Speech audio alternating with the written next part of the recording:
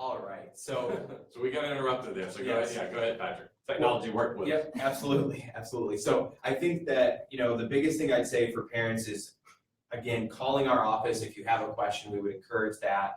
We have a lot of resources that are on our website that students can use and that you can encourage your students to take advantage of. All of our links to all of our events, as well as the employers attending, are there. So you could possibly even do a little bit of research for your child and tell them, hey, I didn't know if you saw this, but next week is a summer jobs and internship fair. Microsoft is going to be there. You should definitely go attend that event. That's the kind of stuff that we encourage. And then just a big plug would be making sure you subscribe to the parent newsletter, because we are a big advocate of making sure we're posting all of our events and staying up to date there. And again, that helps you then educate your child on what events they should be attending that we host. So those are some definite ways that students and parents can support their students. Thank you all, appreciate that. And I'm going to go to now some questions that were submitted in advance by parents. So it won't necessarily be for everybody, but I'll go to a specific person with some of our questions on this one. Patrick, I'm going to come right back to you with this first question, which is, should my student look for an internship primarily within their major? Yeah, so that's a great question. And we operate in a liaison model. So all of our career counselors are assigned to the colleges. So they have specific knowledge for each major and department and what their needs are. I hate to pose a question back to a question, but I would say that it depends on the student's major and if they have specific requirements for internships for credit. Programs like the hospitality department, criminal justice, they require internships that are within the realm of their major for credit. Now, again, another question for this student might be, what's their career goal and is it related to their major? So as a career counselor, I would suggest that if they know that they're a sociology major, but they want to be in psychology and they want to be a counselor, they shouldn't be doing maybe social studies. Maybe they should be doing some type of one-on-one mentoring, counseling. The Academic Advising Center, for example, would be a great place for them to go to get some one-on-one. So it would really depend on the student and what their goals are. And then again, if it's for credit, making sure their academic department supports that as an internship for the credit. But any internship opportunity would be great for them to build their resume. So we'd support that. So it sounds like, one, they want to get connected with the right people. So if you're not sure, either career or even their own faculty could offer that advice to make sure, because sometimes you can go outside of your major and the internship is still very valuable, but you want to make sure you're not doing something that's not going to give you the credit that you think you're getting. You want to make sure at least you're double dipping to get the credit and getting the experience versus then having to go and search another internship opportunity to get that credit. Absolutely. Speaking of credit, this one going to you, Amanda, and this would be, do the programs that work with the study abroad office all get credit for their participation, and how do they find that out? Good question. So depending on the type of program that your student is applying for is how the credit is done. So if they do one of our faculty-led programs, which these are programs that are led by ECU professors and the students are taking actual ECU courses, that credit is determined beforehand because, again, it's already ECU courses that they're taking.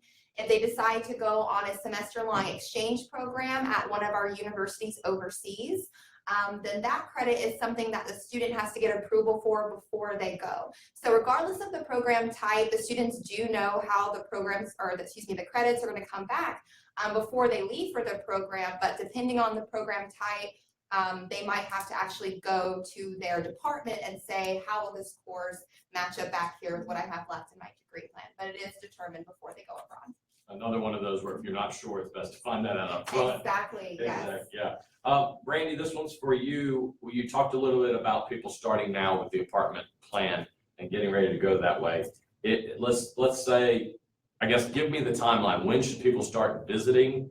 And should they physically go to apartment complexes? How do they go about kind of that, my word, shopping for the right place?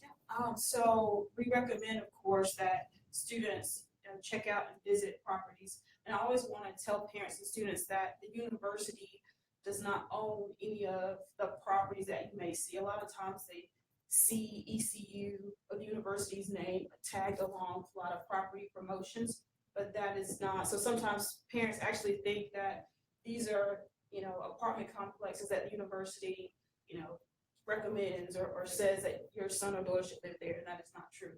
These are privately owned companies that are run by multi-million-dollar companies. And so one of the reasons why our office exists is to make sure that before your son or daughter takes that route, they have certain information. So we actually recommend that while students are deciding whether they're gonna stay on campus next year, that they make that same decision during the same time. So this is early February. We actually will have our spring housing fair March 21st. And so we recommend by the middle of March, students have a good firm grip on where they're gonna be staying for next year. The market currently is very slow. So each year depends on how quickly the market moves. This year, we're seeing a very slow market. And so students, in essence, can make their decision whenever they want to, and there will be availability. So absolutely, you should go visit a property.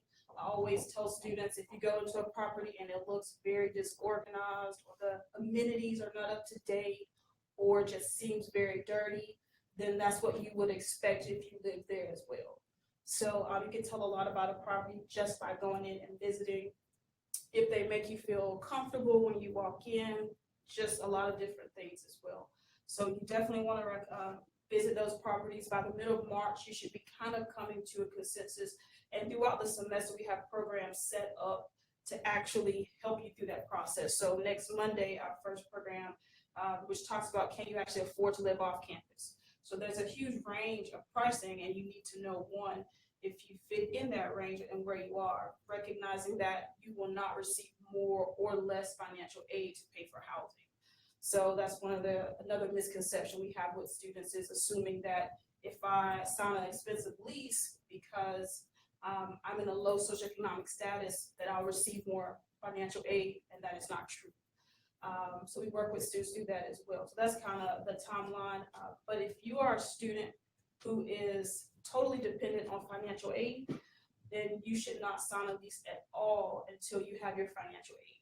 So a lot of students sign leases, and then, you know, for some reason they don't pass a certain percentage of their classes, and their financial aid is yanked from them, and they don't have the fiscal responsibility themselves to take care of an apartment. So I'll come right back to you with another question, which would be, what are some of the important things? I would think one of them would be, is the ECU transit route go to those apartment complexes? What are maybe some of the other important things that they should be on the lookout for that's a part of it, utilities or cable, or those kind of things that maybe that would be a decision maker? Right. So first thing, you know, if a student doesn't have a car, you want to make sure you're close to campus. So walking distance.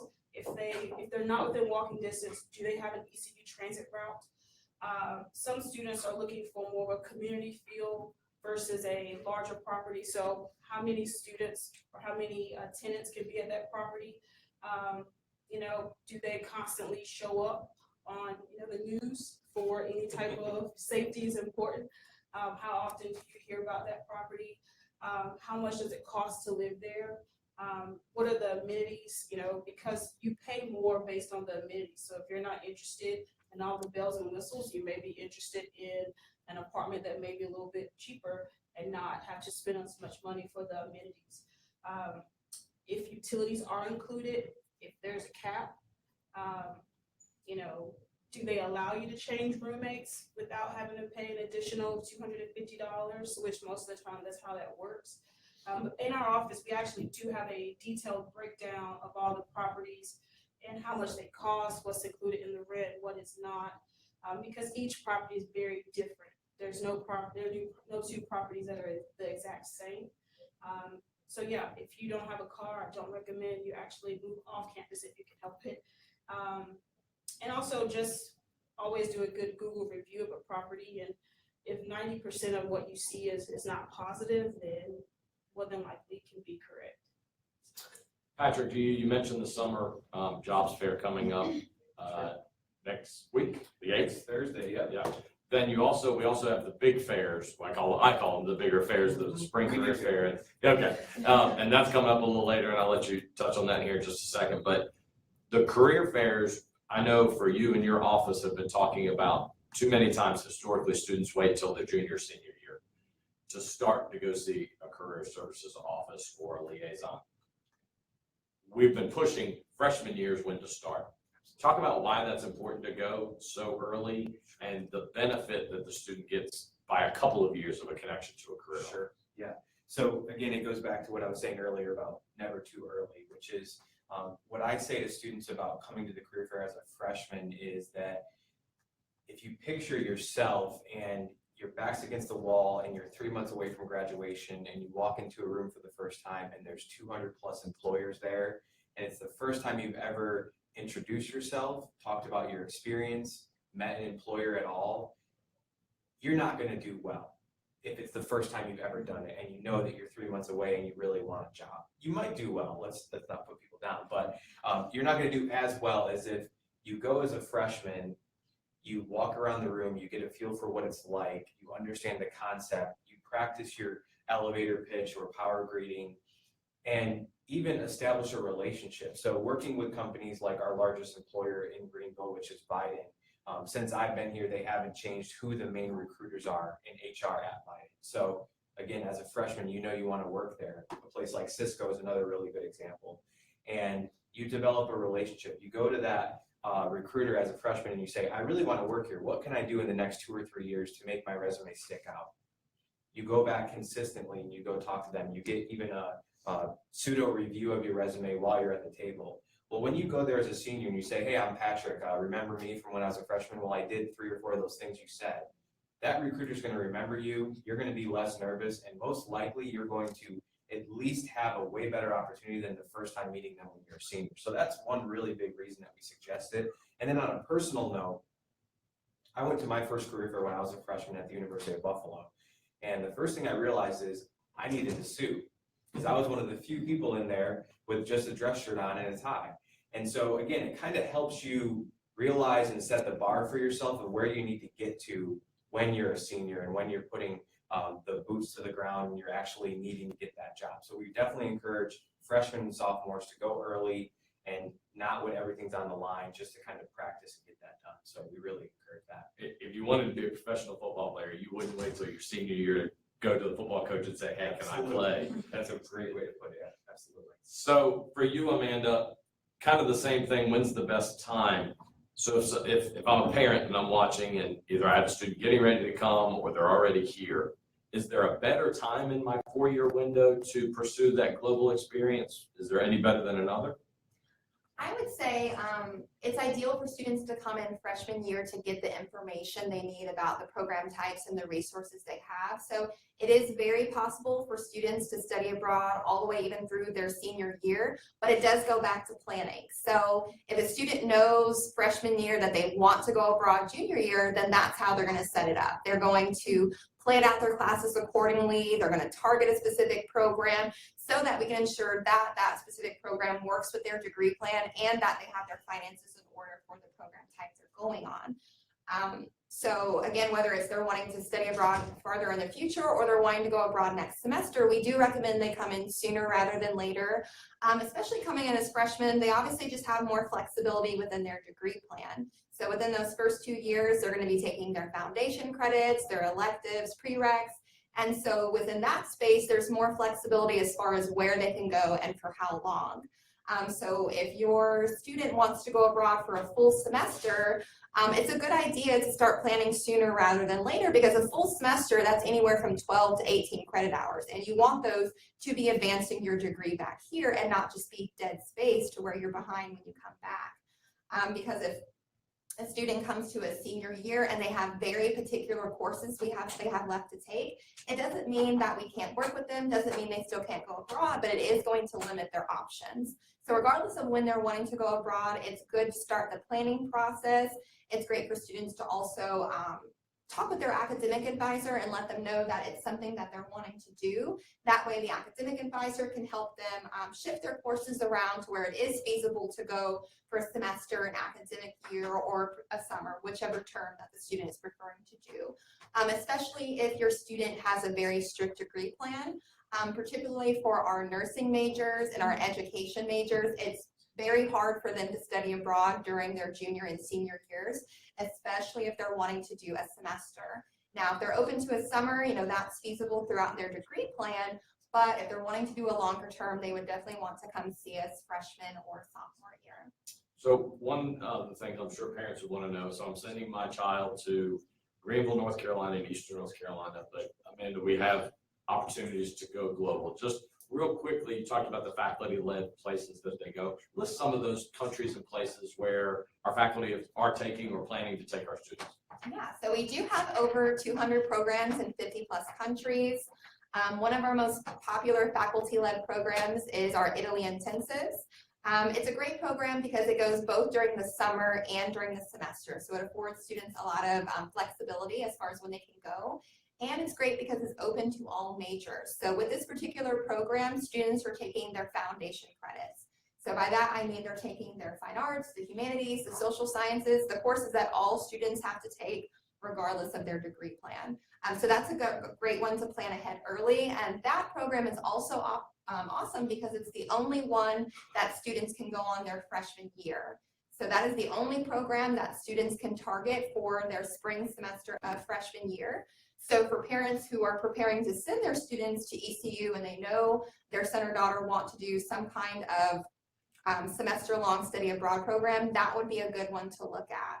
Other places where we have students going, Spain, the UK, Australia is always a very popular one with our students.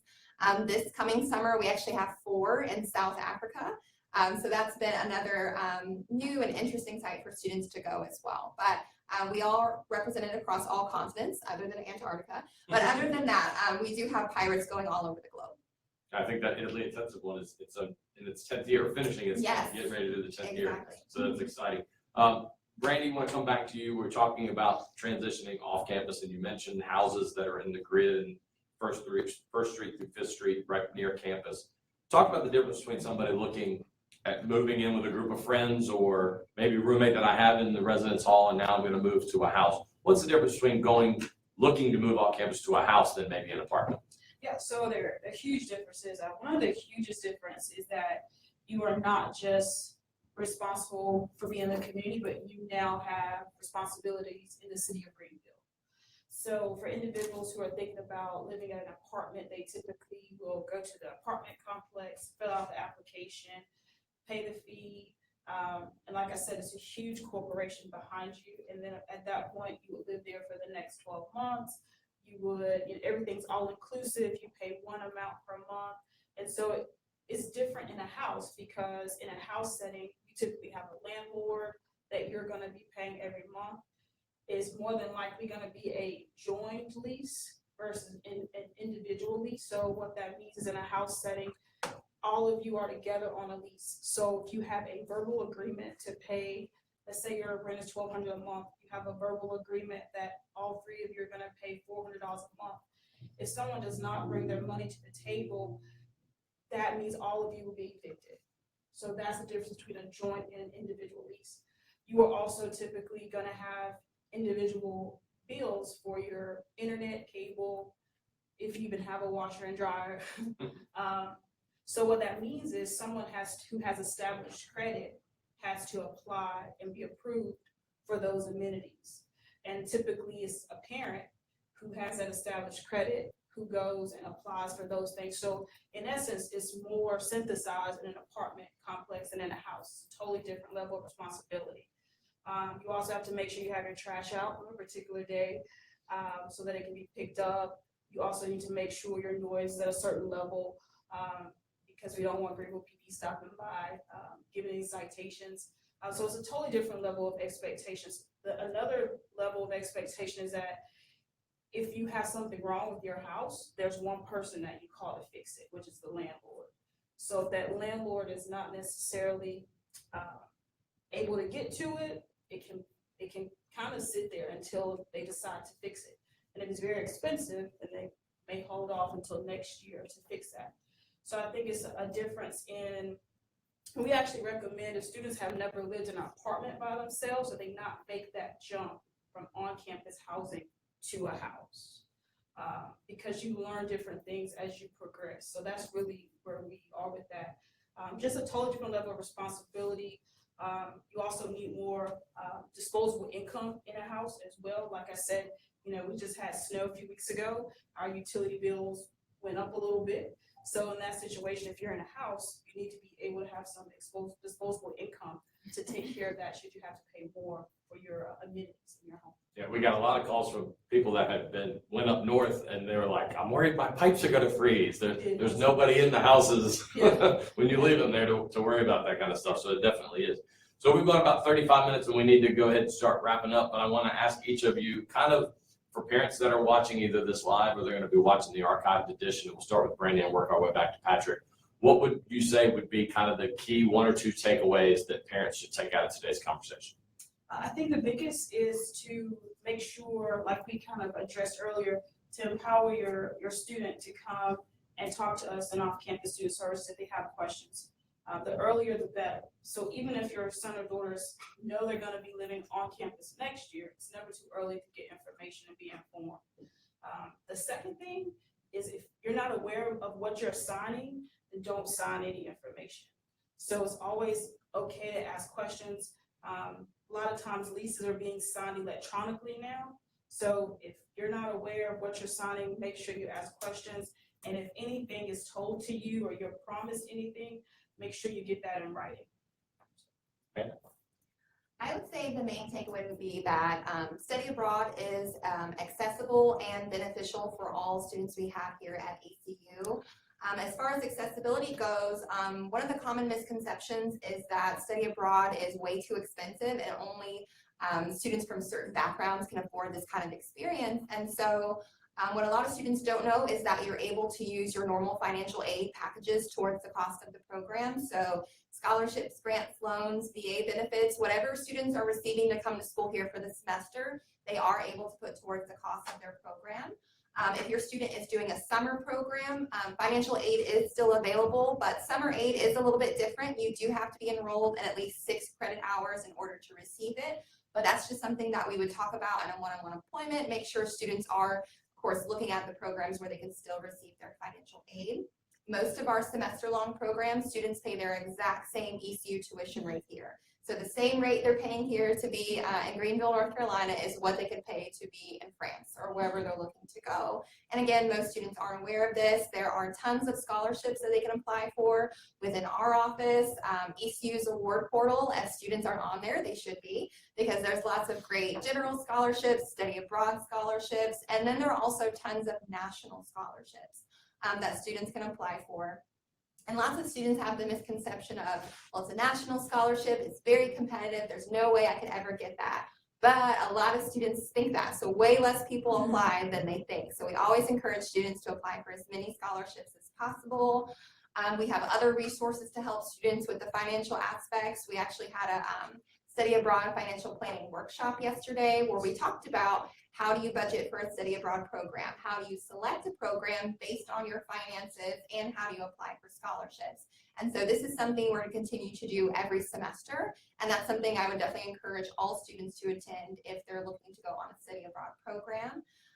And then the other key takeaway I would want to say is that study abroad is definitely beneficial for all students.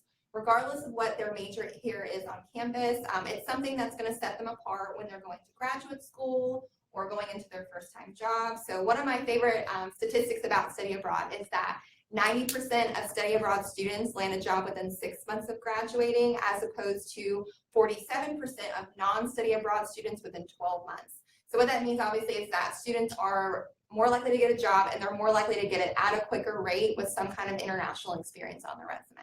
Yeah, apply for those scholarships, because not likely Yes. somebody's just going to drop a pot of money and say, I know you're interested, so go get them. So Patrick, I'm hearing experiences throughout, and experiential is your wheelhouse. Absolutely, absolutely. So some key takeaways that I have, first of all, is our services are free. That's one big thing I think that might be a misconception that some students have, is you never have to pay for our services. We service students up to 6 months after graduation. So after that 6-month mark, we do offer all of our online services to all students and alumni, but the one-on-one counseling is limited to current students, and then again up to 6 months after graduation. The biggest takeaway I would say as a parent is to just begin challenging your student to think about their career development and their career goals. Engage them in those conversations, send them to our office to help them, and just let them know that there's a place on campus that can help them develop those career goals and start striving towards those goals. Follow us on social media at ECU Career Services. We're on Facebook, Twitter, and LinkedIn. We post all of our events on there. To schedule an appointment, you can call our office at 328-6050, so 252-328-6050. And we have walk-in hours Monday through Friday while classes are in session from 11 a.m. to 3 p.m. at our main office, which is located right next to the Chancellor's House on the corner of 5th and Jarvis. So those are some big ones. And then the other thing that I'd say is just to save the date, and this is my opportunity for a shameless plug.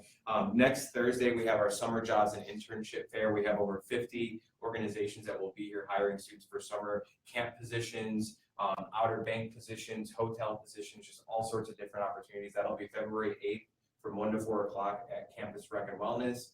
And then we have our education career fair and spring career fair on February 28th. The education one will be from 8 to 10 a.m. And then the spring one will be from 1 to 4 o'clock. And both of those are at the Greenville Convention Center. And then just a really fun event that we have at the end of the year during reading day is we provide free professional headshots to all students. And that will be, it's called Picture Your Horizons. And that'll be April 25th from 1 to 4 o'clock at our office. And again, that's another event that anyone's welcome to come, but freshmen, that would be a great way to start building that social media presence, start building a website with a professional headshot that's free. And so we definitely encourage parents to encourage their students to come to those events. So we've come to the end of our time. We appreciate you joining us either live or watching the archived edition. We want, as parents and families, we want to get them living on their own. We want them traveling on their own, and we want them to get a job. You want them to get a job, trust me. So take advantages of the resources and the services and the people, the wonderful people we have here. We hope you've enjoyed this time, and thanks for joining us on Pirates Live.